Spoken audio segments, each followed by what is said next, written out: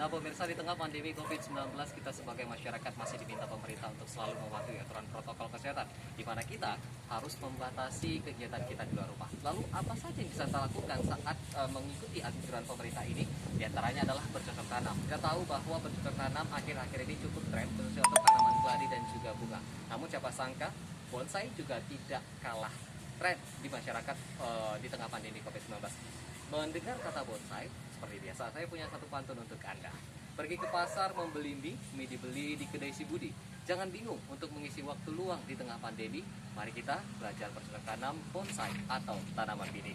Nah, untuk mengetahui seperti apa cara merawat dan bercocok tanam tanaman bonsai, tadi saya sudah bersama dengan komunitas bengkel bonsai Medan, dan kita langsung saja bertemu dengan koordinatornya, dengan Bang Yoswan. Bang Yoswan, wah lagi sibuk nih ya Bang ya? Santai aja Bang, lagi bersih-bersihin. Iya, Bang. Bang Yoswan boleh kemari sebentar.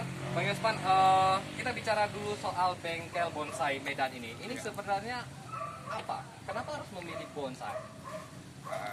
Latar belakang saya atau kami di sini memilih bonsai ini karena memang awalnya itu di hobi, terus kita coba bermain di seni tanaman. Baik. Bonsai ini sebenarnya ada berapa banyak sih stylenya, sampai kita harus tahu nih. Banyak banget nih beda-beda. Ini kayak ini pohon waru, bisa dijadikan bonsai? Bisa. Apa Jadi, saja? Ini jenis waru variegata. Varigata. Ya, dan memang ini awalnya bukan tanaman endemik Indonesia. Ini awalnya memang tanaman impor, tetapi sekarang sudah banyak dikembangbiakan di Indonesia. Ya, jadi kalau untuk jenis bonsai sih banyak tanaman, umumnya itu tanaman keras yang berumur panjang. Tanaman keras yang berumur panjang. Misalnya selain dari pohon waru, Waru di sini ada ini sakura mikro, sakura mikro, ini kemuning lokal, dan ini ada hokianti mikro. Ini juga ada beberapa jenis. Jadi walaupun dia satu tanaman, tapi dia ada varietas yang lain. Oh, kalau tanaman buah boleh tidak?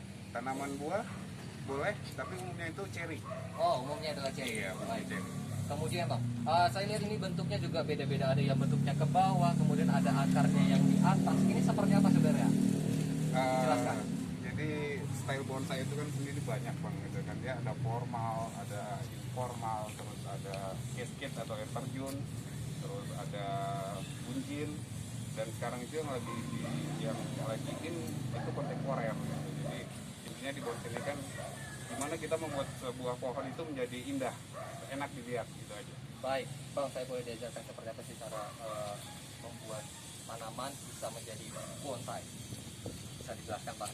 Gimana? Di sini ya, kita langsung dulu. Ini kita sapa dulu. Halo Bang-abang semua, gimana kabarnya? Salam pandemi ya. Walaupun pandemi tetap semangat. Apa aja nih Bang yang bisa diajarkan sama saya? Ya. Kalau sebelum itu, ya, sambil berbicara sambil praktek juga, apa sih kesulitan ketika kita mencoba untuk bercocok tanam bonsai? Kalau untuk budidaya sebenarnya itu hampir tidak ada kesulitan Bang. Memang semua jenis tanaman itu masing-masing dia beda karakter. Baik. Dia juga media tanamnya itu beda gitu. Jadi kita harus sesuaikan dengan kita coba pelajari di mana habitat asalnya gitu. Kita coba karena ini kan kita akan tanam dalam pot, kita mirip-miripin lah gitu supaya pertumbuhan dia juga bagus, itu bisa maksimal. Susah nggak sih Bang? Kalau misalnya kan saya ini tidak pandai untuk membuat bonsai, tapi saya mungkin yang hanya ingin menanam atau merawatnya saja di rumah sebagai hiasan, ini seperti apa? Yang pastinya karena nantinya bonsai itu kan Ini kita sambil bekerja ini nih. Apa yang bisa dikerjain nih? nah ini udah bisa di pruning. Oh, di pruning. Di pruning daun-daun yang ini Bang. Oke, baik. Tadi sampai di mana? Gimana caranya kita sebagai masyarakat bisa merawat tanaman ini? Ya, untuk perawatan sebenarnya tidak terlalu sulit, hanya saja kita harus rutin melakukan penyiraman.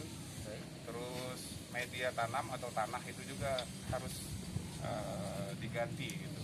Itu yang periodik lah Bang gitu. Kalau untuk cara siramnya? Cara siram 1 hari sekali cukup, atau kita sesuaikan dengan kondisi cuaca aja. Baik. Tidak sulit sebenarnya untuk merawat tanaman ini ya. Ya. Ini kalau ini tinggal apa Bang? Ini harusnya udah di pruning lagi, jadi kalau seperti ini kan nggak kelihatan, belum kelihatan bentuk kita mau buat seperti apa gitu. Jadi untuk nanti wiring atau melakukan pengawatan, ini sebuah daun ini harus digundulin. Oke, boleh sambil dikerjakan Bang, Oke, dulu ya. Bang. Tapi saya akan tanya dulu ke teman-teman yang ada di belakang dengan Bang Reza ini di belakang udah kerja ini untuk mengawati ya Bang Reza, sebenarnya kesulitan untuk ini kan bengkel. Kesulitan untuk membentuk tanaman ini di mana sih sebenarnya sampai dia bisa jadi tanaman bonsai? Untuk pembentukan itu sudah ada pasti perawatannya dan kesuburan juga beda-beda Bang. Ini kan kita sebenarnya kayak bengkel Bang. Nah, jadi ada mungkin beberapa teman-teman yang ya tolong pada kami gitu kan, tolonglah gimana dibentuk tanaman-tanaman yang gimana kita kerjain. Nah, kesulitan sendiri paling di pengawasan.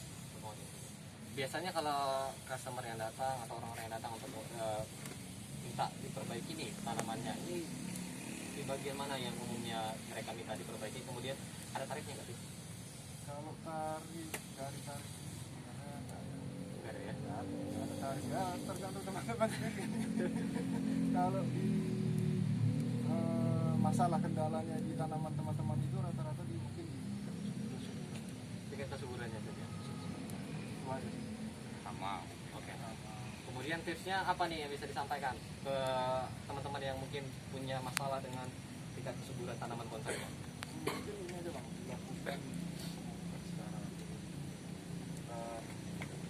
ya dan tanda. Siap. Makasih Bang Reza. Lanjut untuk pengerjaannya Bang Yuspan. Ini kita balik lagi. Saya melihat ini ada banyak sekali sebenarnya jenis-jenis bonsai. Ini yang di sini yang paling murah. Ini pasti kan ini di komersial atau tidak sih? Yang paling murah mana? Yang paling mahal yang mana? Yang paling murah mungkin gitu dalam bentuk bibit Bang ya. Kita juga di sini siapin bibit. Ini kan bibit sancang. Ah, ini berapa nih? Bibit sancang ini di kisaran puluhan ribu aja Bang. Puluhan ribu? Berapa Iya. nih? Ya di atas 10.000. Di atas 10.000. Baik. Cuman kita lihat kondisi karakter batang seperti apa itu disesuaikan.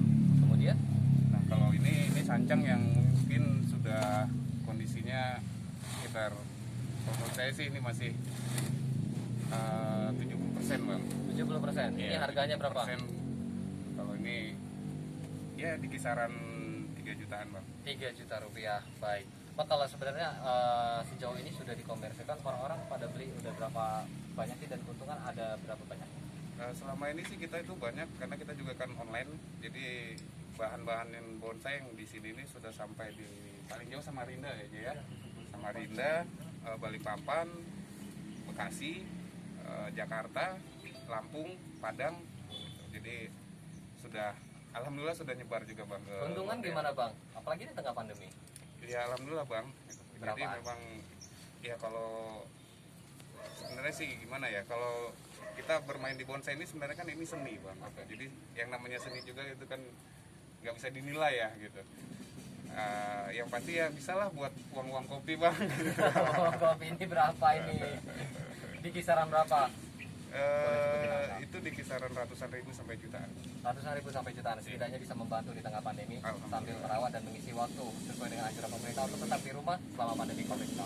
Kalau pemirsa memang untuk membudidayakan atau merawat pohon tanaman bonsai berbagai jenis ini tidaklah mudah, hanya perlu diperhatikan untuk perawatannya saja, di mana perlu pemupukan, kemudian media tanam dan juga penyiraman yang cukup rutin harus dilakukan terhadap tanaman bonsai. Dan memang jika Anda memiliki masalah dengan tanaman bonsai, Anda bisa datang ke bengkel-bengkel bonsai yang ada di Kota Medan Sumatera Utara seperti bengkel bonsai Medan ini. Nanti akan diperbaiki bonsai yang mungkin mengalami masalah terutama di daun ataupun di hama ataupun di media tanamnya. Demikian dari Medan Sumatera Utara. Tetap Ribuan Mas Rizal Pulungan, Metro TV, dan tetap patuhi protokol